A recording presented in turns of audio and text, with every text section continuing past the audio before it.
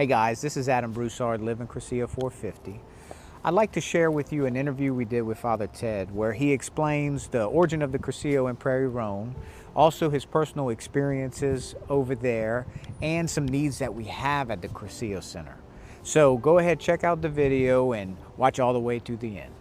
Decades ago, Father Fidelis, a Franciscan monk, uh, was asked to make Cursillo by his bishop.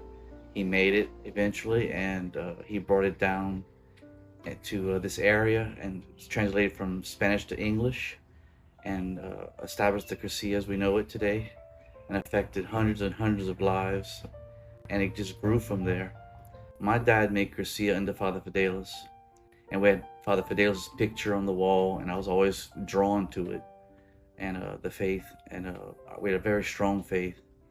And of course, the impact in our family was everybody made Cursillo, and it was all of it was profound, and I saw it. So when I graduated college after I made mine, and it changed my life, and you saw it manifested, and I couldn't deny that, and I want to be a part of that, So my call to be a priest definitely wasn't the pay. It was, I want to be a part of that beautiful spiritual development of people because I was affected by it. I want to share that. I want to give it. The fondest memories are almost 20 years of conversions, and being a part of that accidentally almost, it's kind of like watching the Holy Spirit take a soul and just embrace it, and they say yes, and you see it come alive. And 20 years. It's very profound, the whole experience. The challenges of Cursillo, being that it's a method, we've always struggled with the ultrea, attendance, commitment. That's in general the human condition, but the the Cursillo relies so much on people's conversion and becoming leaders in the state of grace. You've had struggles for people to return to their spiritual home for any amount of time they want to give, anything. And the number of people that came through here, we'd never be struggling with that. It's just that it's hard to get people to come back and contribute and to maintain. This is a spiritual home, and we're not supported. The diocese doesn't pay a dime, and that takes with it a natural effect. So it's paying bills, air conditioned, everything else, and to maintain. And we'd like to, it'd be nice to beautify the place after 40 years.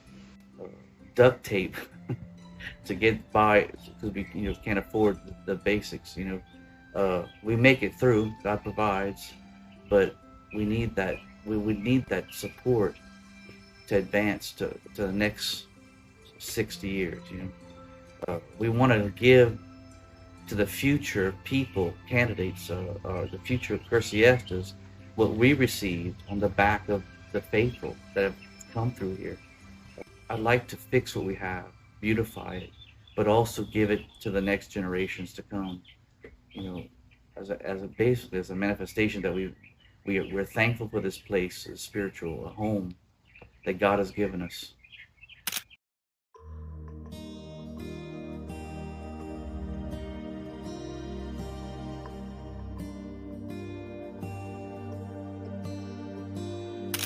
The facing, you have letters that are that have fallen off the building and needs to be redone.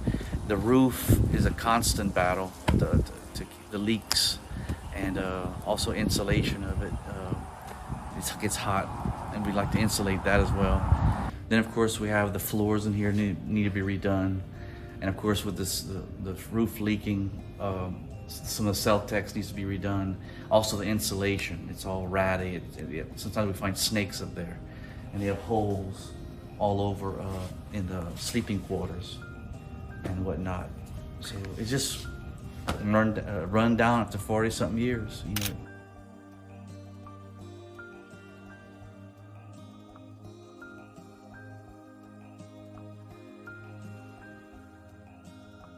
The dining hall is, of course, where we eat.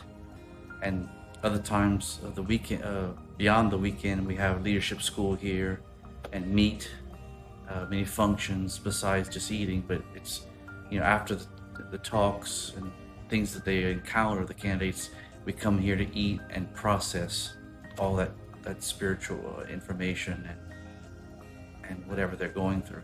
So this has a very profound effect on us because we spend most of our time here besides in the hall. So with that said, sometimes it's very packed in here, which is nice, very nice, but it may be a slight expansion perhaps in the future to fit more people. And as you can see, our equipment predates Vatican II, literally, probably, no, quite, but it's, again, not going to work forever. The equipment is very aged and needs to be updated because it definitely won't last for the next generation, for sure. All right, guys, you heard it straight from Father Ted. The Cursillo Center is in much need of repair, and it's going to cost us financially in order to do so.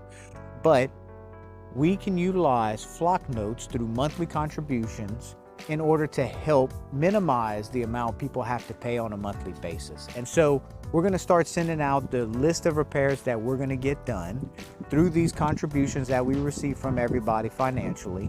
And that way we can give you updates and show you. Now, some of these items, like the fence outside, y'all have seen already. Okay, this was people donating their time, effort, energy, and money in order to do so, but we have a lot more work to do. And so we want to see this Cursillo Center last another 60 years to go to our kids, our grandkids, and beyond to affect tens of thousands of new Cursiestas that might not even be born yet. And so we're asking for monthly contributions, could be $5, $10, $25, $1,000, whatever you feel that you can afford, and go ahead and start pledging that and utilizing the link below in order to get those donations in so we can start working. And we're going to share, once again, all the things that we do through these video series and pictures in order for you to see exactly where the money is being spent. But we totally appreciate everybody who's contributed so far, and we're looking forward to having another 60 years at the Cursillo Center.